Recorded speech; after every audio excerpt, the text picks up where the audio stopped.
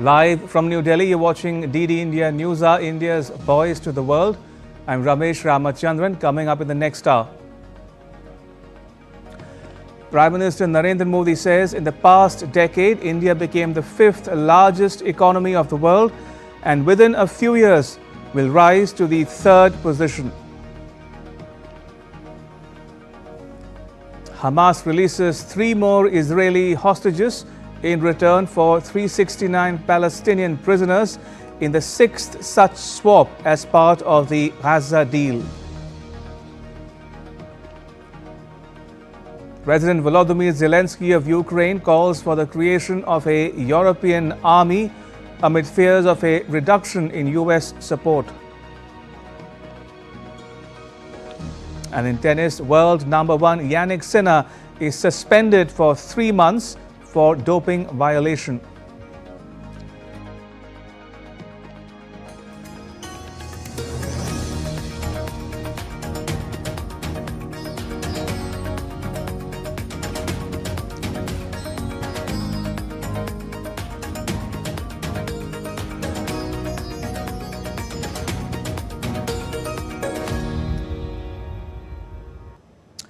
India's Prime Minister Narendra Modi addressed the ET Now Global Business Summit in New Delhi. He said that be it major nations or global platforms, the confidence in India is now stronger than ever.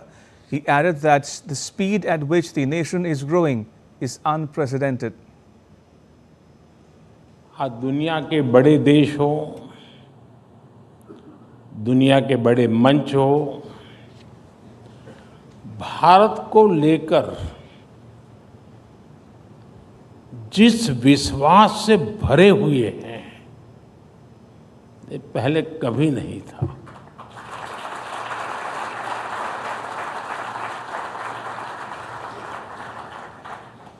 ये Paris में AI action summit के दौरान हुए discussion में भी reflect हुआ है। आज भारत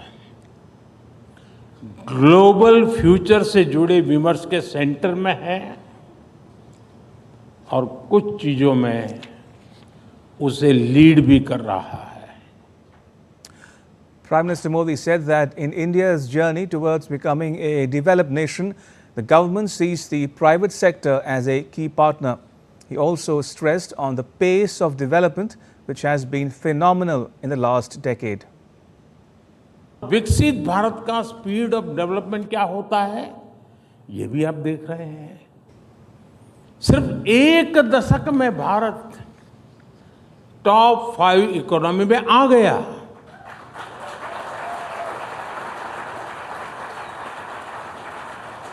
और साथियों, मैं पूरी जिम्मेवारी से कह रहा हूं, अब अगले कुछ सालों में ही आप भारत को दुनिया की 3rd लार्जेस्ट इकोनॉमी बनते देखेंगे।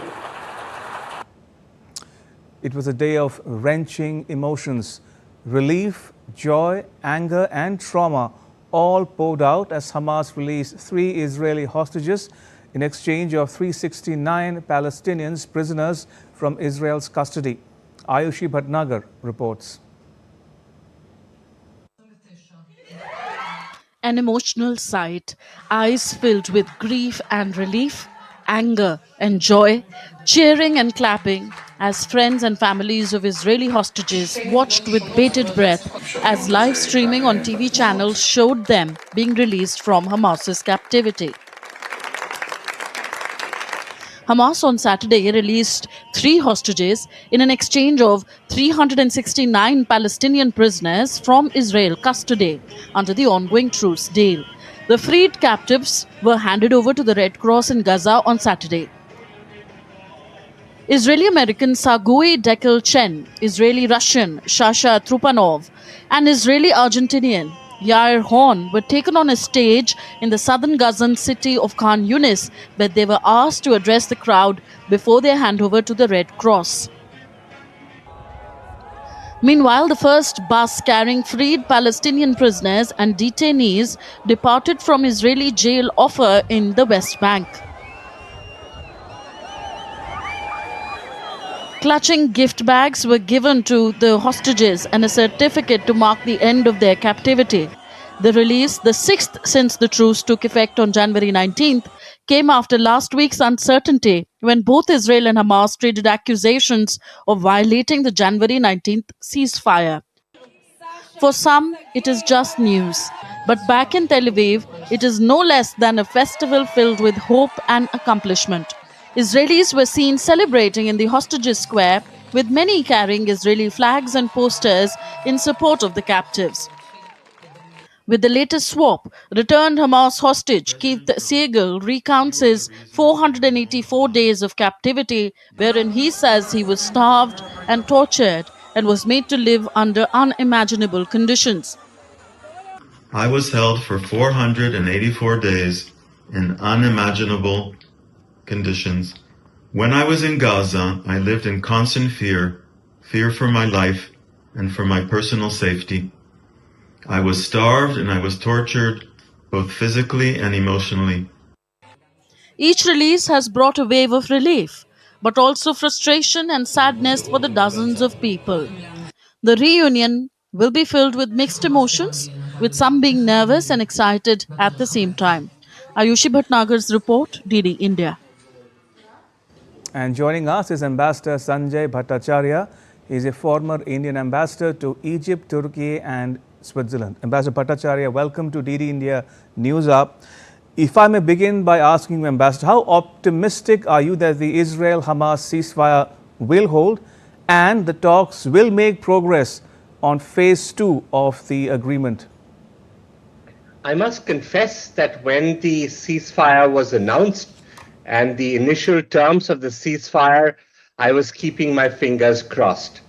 But now there is a sense of relief that at least 6 of these phases of the exchange have taken place. And despite the fact that there has been a lot of rhetoric, I would wish to, as a diplomat particularly and as a negotiator, wish to remain optimistic. I think what we have seen is that despite the provocations that have been mentioned by both sides, they have stuck to the pattern that they had agreed upon for phase 1. There is still some more time to go till the 2nd of March. So we will wait to see how the thing unfolds. There are new developments that have taken place, and I must congratulate the Egyptian and the Qatari negotiators, the mediators, who have held this very fragile understanding together. And I hope for the best. Talking about new developments, as you put it, Ambassador, Saudi Arabia will host the leaders of Egypt, Jordan, Qatar and the UAE to discuss about Donald Trump's Gaza plan. It will take place ahead of an Arab League meeting in Cairo on the 27th of this month on the same issue. Is the Arab world predisposed to Trump's Gaza plan?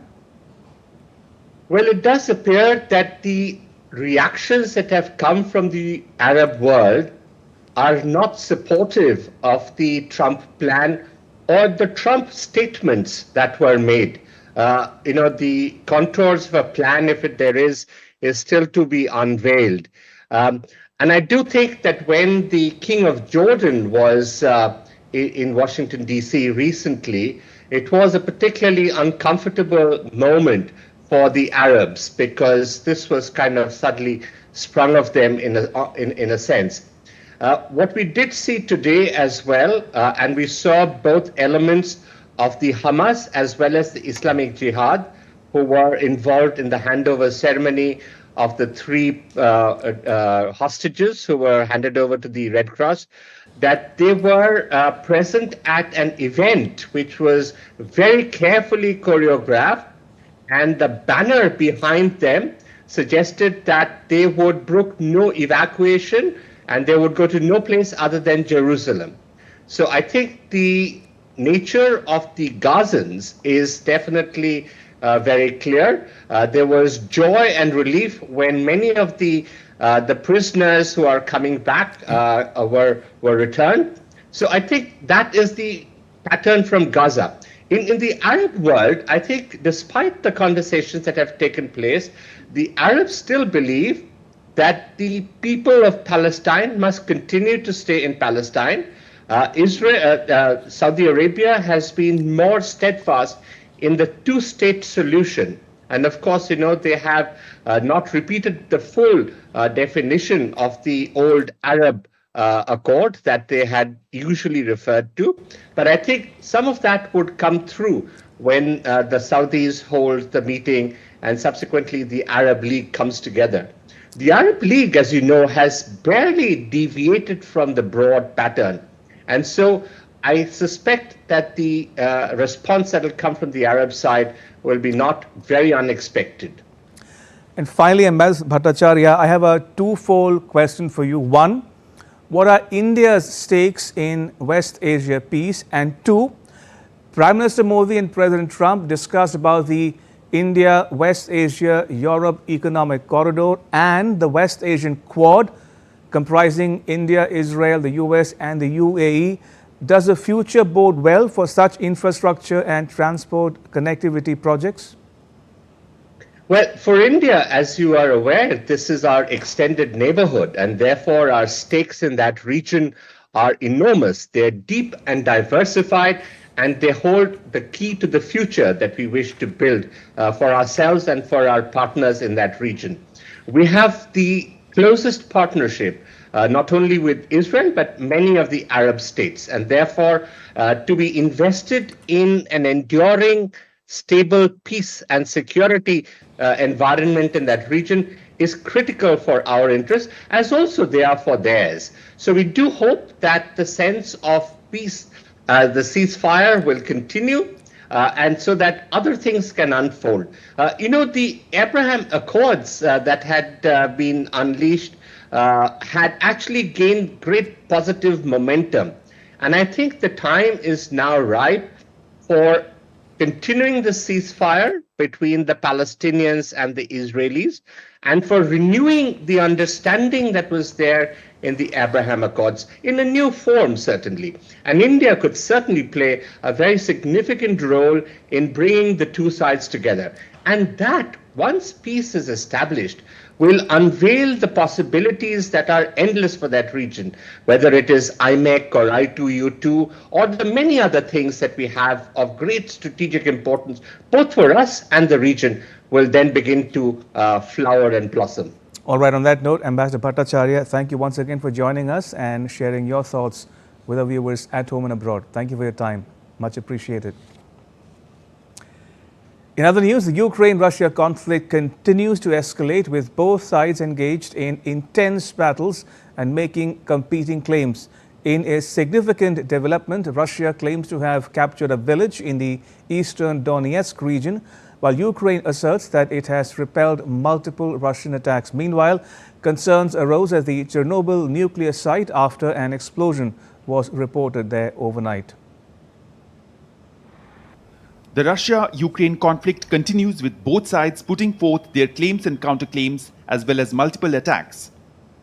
Russia's army has claimed to have captured a village in Ukraine's eastern Donetsk region, close to a road linking key towns, as Moscow slowly makes advances in this crucial region. The Russian Defense Ministry said in a statement that it had captured the village of Beriskva, which lies close to a road linking the important mining hub of Pokrovsk to another key town, Kostiantynivka. Despite suffering heavy battlefield losses, the Russian army has been moving towards eastern Ukraine for over a year as it looks to cut off access to Pokrovsk. On the other hand, the General Staff of the Ukrainian Armed Forces has reported that dozens of battles had taken place across the front lines, with the fiercest fighting taking place around Pokrovsk. The Ukrainian military has claimed to have successfully halted Russian advances and repelled multiple Russian attacks. Meanwhile, the International Atomic Energy Agency said that an explosion was heard at the Chernobyl nuclear power plant site overnight, but assured the radiation levels at the site remain normal.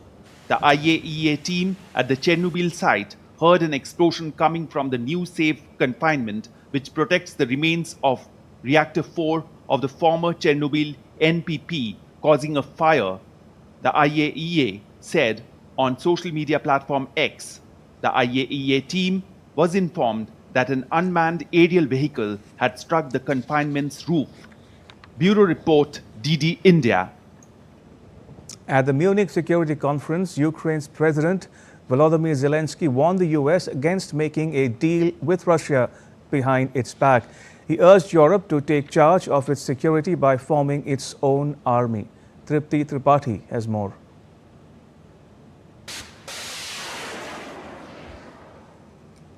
The Ukraine conflict took center stage on day 2 of the Munich Security Conference. Ukrainian President Volodymyr Zelenskyy urged Europe to act for your own sake as concerns grow over US support against Russia. He stressed that Kyiv and Europe must be involved in any decisions on ending the war amid Washington's push for talks with Moscow. Zelenskyy also called on the US to formulate a unified strategy to counter Russia. In a speech to the Munich Security Conference, Zelenskyy also called on Europe to create its own armed forces, urging the continent's leaders to decide their own future. Without Ukraine's army, Europe's armies will not be enough to stop Russia. It's reality for today. Only our army in Europe has real, modern battlefield experience. But our army alone is not enough too. And we need what you can provide: weapons, training, sanctions, financing, political pressure, and unity. European leaders, including German Chancellor Olaf Scholz, said that the conflict between Ukraine and Russia would only truly end with peace if Ukrainian sovereignty is secured. While China believed that all stakeholders in the conflict should participate in the peace talks. Beyond the Ukraine conflict, the conference also saw significant diplomatic exchange between world leaders. On the sidelines of the conference, US Vice President J.D. Vance lambasted European leaders, accusing them of censoring free speech and strongly criticizing German mainstream party's firewall against the far-right AfD. The threat that I worry the most about vis-a-vis Europe is not Russia, it's not China, it's not any other external actor. And what I worry about is the threat from within, the retreat of Europe from some of its most fundamental values, values shared with the United States of America. European leaders rebuked Vance and defended Europe's stance on hate speech and far-right. France too defended European policies following a withering attack by US Vice President, stressed nobody is obliged to adopt their model, but neither no one can impose theirs. That's why we will not accept it if outsiders intervene in our democracy, in our elections, and in the democratic formation of opinion in favor of this party. That's just not done, certainly not amongst friends and allies. We resolutely reject this. As the Munich Security Conference continues, discussions on Ukraine, US-Europe relations, and China's role in global diplomacy remain at the forefront of international security dialogue. With agency inputs, Tripti Tripathi, DD India. Meanwhile, Germany's Foreign Minister Annalena Baerbock held bilateral talks with her counterpart from Syria, Assad Hassan al-Shibani, on the sidelines of the Munich Security Conference. In the Democratic Republic of the Congo, the M23 rebels entered Bukavu, the region's second largest city, on Friday.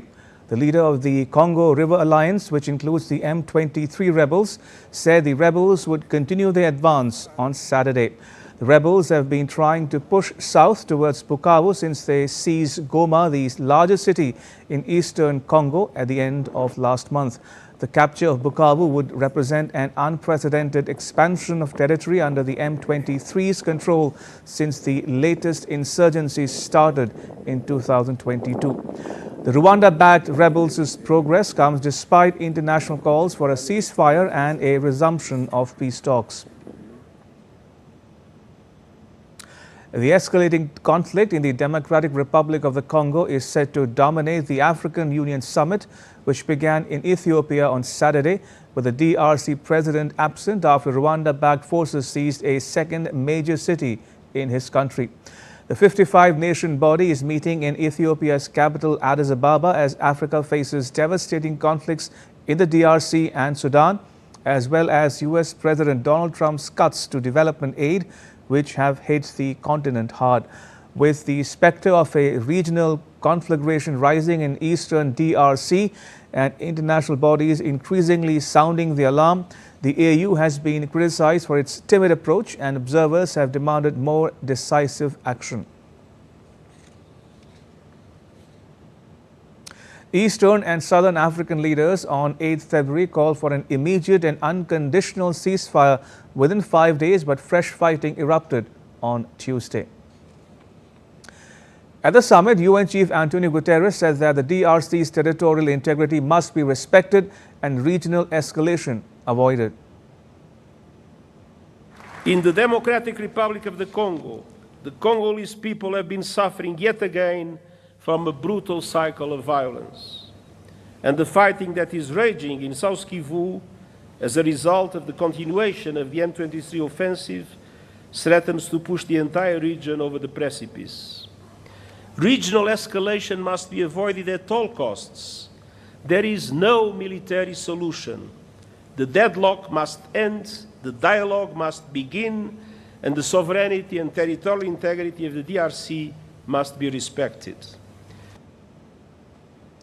For its part, the European Union announced on Saturday that it was urgently considering all options in response to a widening rebel offensive in the east of the Democratic Republic of the Congo.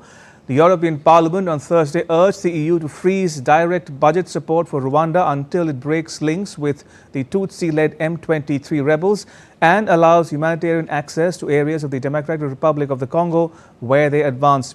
Following the latest developments in the east of the country, the European Union stands ready to boost emergency assistance, particularly for the newly displaced populations in and around Goma. Still to come on DD India NewsHour. New Delhi hosts the Bharat Tex 2025, one of the world's largest textile exhibitions. And UN Climate Chief lauds India's efforts to mitigate climate change.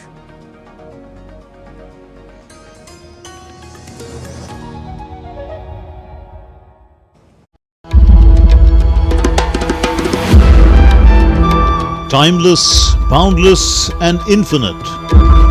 The essence of faith, the soul of Sanatan culture, from the sacred confluence of Prayag, where divinity descends to earth. Witness the grandeur, the devotion, the magic. World's largest cultural and spiritual gathering, with over 450 million devotees expected to attend. Mahakumbh, India's greatest festival of faith. Exclusively on DD India.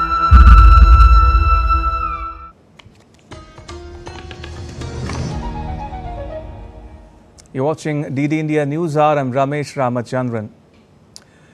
India is weaving its way into the future of global textiles with the Bharat Tex 2025, one of the world's largest textile exhibitions taking place in New Delhi. With sustainability at its core, this mega event is bringing together global leaders, innovators and industry giants to shape the future of textiles. Akshay Dongre reports. From raw materials to high-end fashion, Bharat Tex 2025 is a grand showcase of India's textile industry.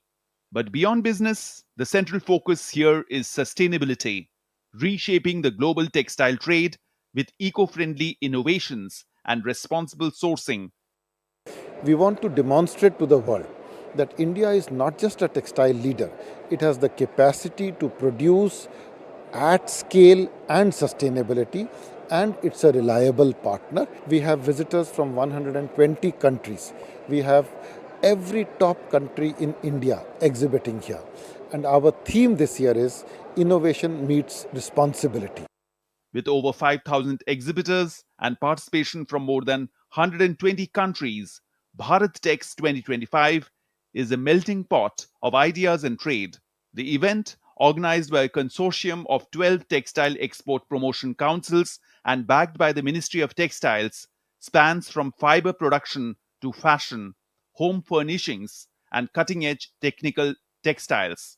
As a student, I am getting exposure with a lot of Indian brands, getting to know, and as a fashion student, I am getting to know like internships where I have to do, like what type of like people I am getting to interact like with a lot of type people from different backgrounds, and it's really interesting. We get more exposure here and how we are going to do in industry, and here every brand is different. They are showcasing themselves.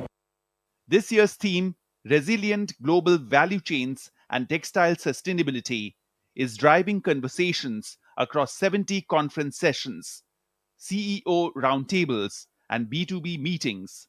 Innovations in eco-friendly dyes, biodegradable fabrics, and energy-efficient manufacturing are taking center stage. Textile industry has a big role to play. The industry in itself harps on future. So whatever we are producing today has to be sustainable for the future. And we are looking for something which is clean, which is fair traded, which is organic. And for this, we are making all the efforts because we have the control from the farm to the customer. Blending tradition with innovation, Bharat Tex 2025 also highlights India's rich textile heritage. Fashion shows, trend forecasts, and product launches showcase the industry's evolution while staying rooted in craftsmanship. As the world moves towards responsible fashion and sustainable textiles, Bharat Tex 2025 is proving that India is not just keeping up but leading the way. Akshay Dongre's report for DD India. UN Climate Chief Simon Stiell, who is in India to attend the ET Global Business Summit, lauded India's efforts to mitigate climate change. Stiell called India a solar superpower and urged it to develop an ambitious climate plan covering its entire economy. He urged India to accelerate the pace of deployment of new and clean energy for higher economic growth.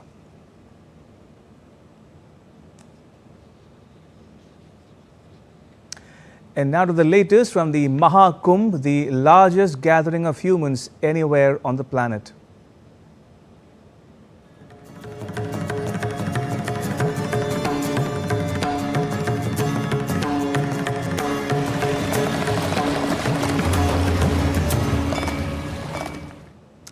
The Mahakumbh, where faith and devotion intertwined with spirituality, has been witnessing an overwhelming turnout. Being held in the sacred city of Prayagraj, millions of pilgrims from all corners of the world continue to gather for taking a holy dip at the Triveni Sangam, where the Ganga, Yamuna and the mythical Saraswati rivers meet. Devyendra Mondal reports. The Mahakumbh, often described as the largest congregation of humanity, continues to mesmerize the world with its sheer scale and spiritual fervor. With every wave of the sacred rivers, millions of devotees immerse themselves in the purifying waters, seeking redemption, salvation, and divine blessings. The air is filled with the echoes of chants, hymns, and prayers as believers surrender to the power of the spiritual forces that flow through the Sangam. Among those partaking in this celestial gathering are some of the nation's prominent leaders. From the Prime Minister and the President of India, each one of Indians are immersing themselves into this once-in-a-lifetime opportunity. On Saturday, Union Ministers Piyush Goyal and Jitendra Singh joined the throngs of devotees, humbly taking a holy dip, a gesture that echoes the unity of India's spiritual heritage. Also seen embracing the sacred waters was Lok Sabha Speaker Om Birla, who, like millions of others, sought divine blessings during this extraordinary moment. Over 50 crore people have already made their pilgrimage to this sacred event. The magnetic pull of the Mahakumbh draws people from every corner of the country, young and old, rich and poor, all standing together on the banks of the Sangam, connected by an unshakable faith. It's a testament to the spiritual unity that transcends caste, creed, and community. With just a few more days left for this grand festival of faith to draw its curtains, devotees continue to take their holy dip in the Sangam. They emerge renewed, washed of sins, and blessed by the divine. The atmosphere is charged with the divine energy of belief, where the waters of the Sangam carry the hopes, prayers, and aspirations of millions. From Prayagraj, Dibyendu Mondol's report for DD India. The third edition of Kashi Tamil Sangamam kicks off in India's temple town of Varanasi with objective to celebrate civilizational bonds between North and South regions. India's Prime Minister Modi has also urged people to be part of the Kashi Tamil Sangamam. To celebrate and strengthen the ancient civilizational bond between North and South India, Union Education Minister Dharmendra Pradhan, Uttar Pradesh Chief Minister Yogi Adityanath and Union Minister of State for Information and Broadcasting Dr. L. Murugan jointly inaugurated the third edition of Kashi Tamil Sangamam in the temple town of Varanasi. एक भारत श्रेष्ठ भारत की इससे बड़ा प्रमाण, इससे बड़ा निदर्शन कुछ नहीं हो सकता है, जिसको माननीय प्रधानमंत्री नरेंद्र मोदी जी ने कहते हैं सभी भारतीय भाषा राष्ट्रीय भाषा है। ऐसे संस्कृत और तमिल दोनों राष्ट्रीय भाषाओं की ये संगम महाकुंभ के दौरान तीसरी बार हो रहा है। ये भारत की सिविलाइजेशनल एंटिटी और कल्चरल डाइवर्सिटी की एक बहुत बड़ा प्रमाण है। मुझे प्रसन्नता है कि इस बार महाकुंभ के इस आयोजन के साथ काशी तमिल संगमम को भी जोड़ने का अवसर प्राप्त हो रहा है। इसलिए मैं अंतःकरण से आप सबका हृदय से अभिनंदन करता हूं, स्वागत करता हूं। An exhibition dedicated to sage Agastya will be held in Kashi, highlighting his contributions to the Indian system of medicine, classical Tamil literature, and the nation's cultural unity. Ramayanam மகாபாரதத்திலிருந்து காசிக்கும் தமிழ்நாட்டினுடைய கலாச்சாரமும் பிரிக்க முடியாத ஒன்றாக இருந்து வருகிறது. This year, around 200 Tamil students will take part in the 10-day cultural initiative, fostering a spiritual and cultural bridge between the ancient city of Kashi and Tamil Nadu. For the first time, participants will also witness the Mahakumbh in Prayagraj and visit the iconic Ram temple in Ayodhya. The event, concluding on February 24th, embodies the spirit of Ek Bharat Shreshth Bharat, celebrating unity in diversity. With inputs from Prateek, Bureau Report, DD India. In sports news, Indian cricketers and support staff left for Dubai on Saturday to compete in the Champions Trophy. Several key players were spotted at the airport, including star batter Virat Kohli, all-rounders Ravindra Jadeja and Washington Sundar, wicketkeeper batters Rishabh Pant and KL Rahul, and spinners Kuldeep Yadav and Varun Chakravarti. Middle-order batter Shreyas Iyer, all-rounder Akshar Patel and pacers Harshit Rana and Arshdeep Singh were also part of the travelling contingent. Skipper Rohit Sharma also joined the team. Hardik Pandya was the last to join the squad before its departure. India will kick off their campaign against Bangladesh on the 20th of this month. World number 1 Jannik Sinner has accepted a 3-month doping ban. The World Anti-Doping Agency said it had reached a settlement on his period of suspension. Sinner's ban began on 9 February and will end on the 4th of May.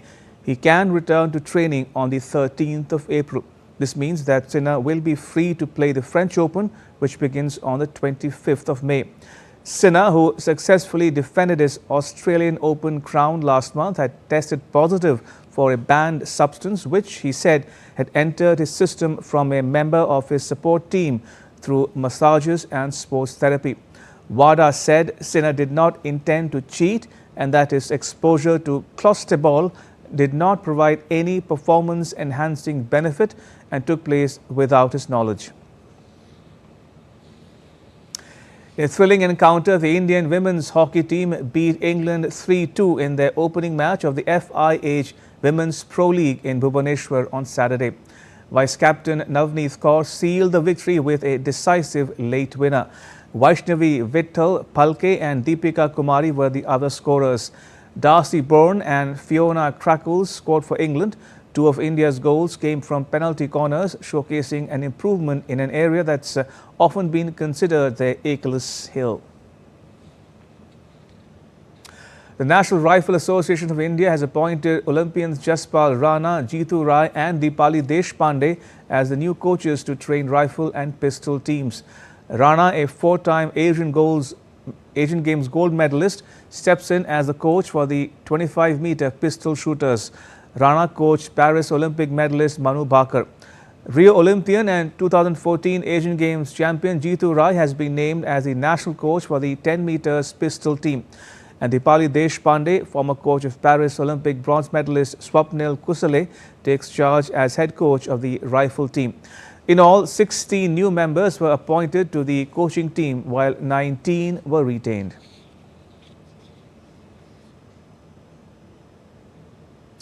And that's all for this edition of DD India NewsHour.